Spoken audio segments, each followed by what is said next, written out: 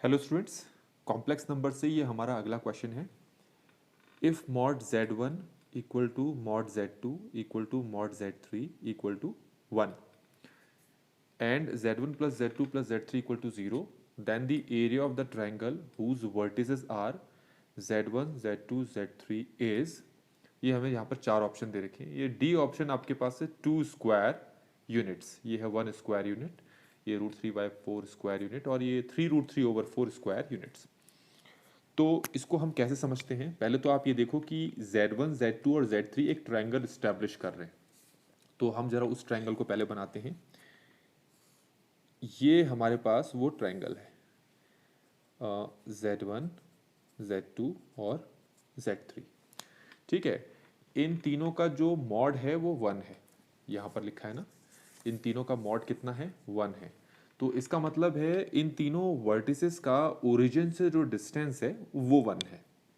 ठीक है, तो ओरिजिन से अगर इन तीनों का डिस्टेंस 1 है तो इसका मतलब हो गया जो ओरिजिन होगा वो इन तीनों पॉइंट्स का, या यूं कहें इस ट्रायंगल का क्या हो जाएगा? सरकम सेंटर।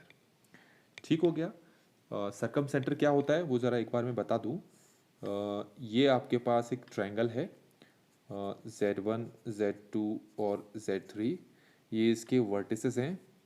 तो अगर मैं तीनों साइड्स के परपेंडिकुलर बाइसेक्टर्स बनाऊं तो जिस पॉइंट पर ये तीनों परपेंडिकुलर बाइसेक्टर्स मीट करेंगे उस पॉइंट को हम इस ट्रायंगल का सरकम सेंटर बोलेंगे।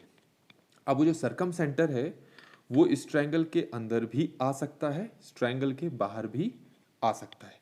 तो अगर मान लो जो सरकम सेंटर है वो ट्रायंगल के अंदर कहीं आ गया और मान लो अगर ये है आपका सरकम सेंटर, तो ये डिस्टेंस और ये डिस्टेंस ऑलवेज क्या होता है?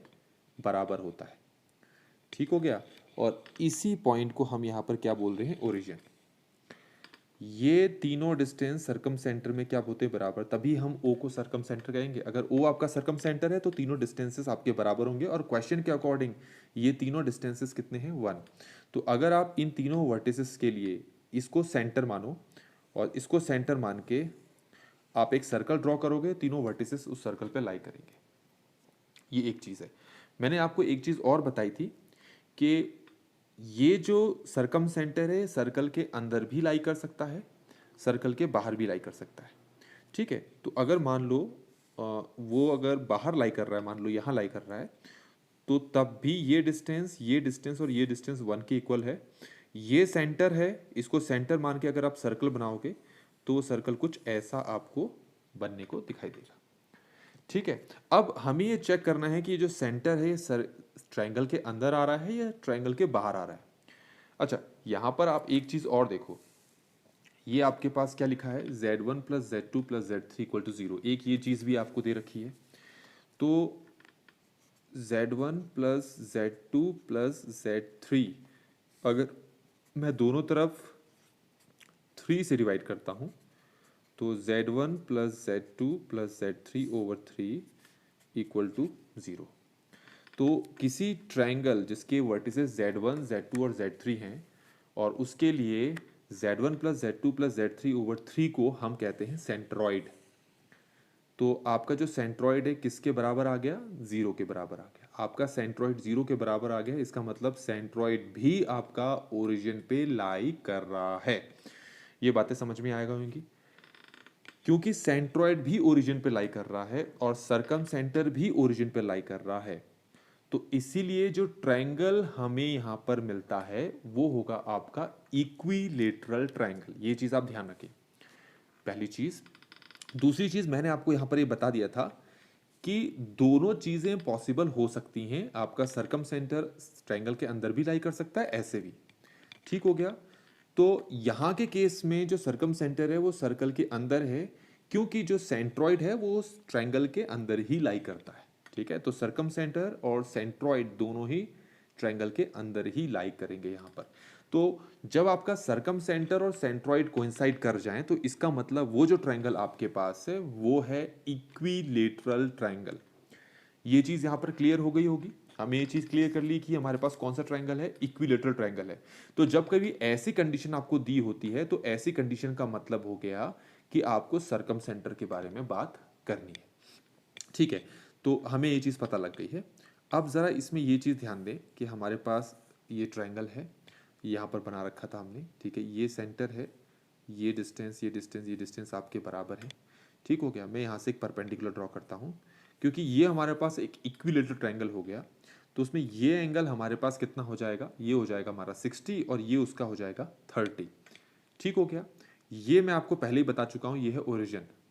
तो ओरिजिन से Z2 तक का जो ये डिस्टेंस है, ये दे रखा है आपको 1, ये भी 1 दे रखा है, ये भी 1 दे रखा है। अभी के लिए मैं सिर्फ इसको कंसिडर कर रहा हूँ।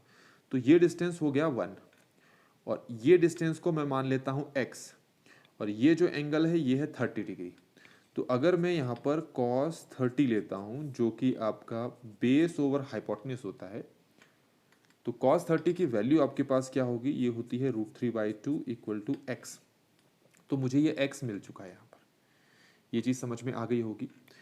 इस ट्रायंगल की ये पूरी एक साइड है ना, और क्योंकि ये आपके पास इक्वल ट्रायंगल है, तो जब आप परपेंडिकुलर ड्रॉ करेंगे सेंटर से इस साइड पर, तो आपको पता है कि ये जो परपेंडिकुलर होगा इस साइड को 2 बराबर हिस्सों में बांटेगा। मतलब ये x है तो फिर ये भी x होगा, तो ये पूरी साइड 2x हो जाएगी। तो हम यहाँ पर साइड ऑफ द ट्रायंगल की बात करेंगे, जो कि होगा 2x, और 2 मल्टीप्लाई √3/2 हो गया, 2 से 2 cancel. Side of the triangle हमारे पास कितना आ गया, √3। अब आपको पता है एरिया क्या होता है इक्विलेटरल ट्रायंगल का। इक्विलेटरल ट्रायंगल के एरिया का फॉर्मूला होता है √3/4 साइड स्क्वायर। अब यहाँ पर हमारे पास साइड क्या है, साइड हमने निकाली है √3।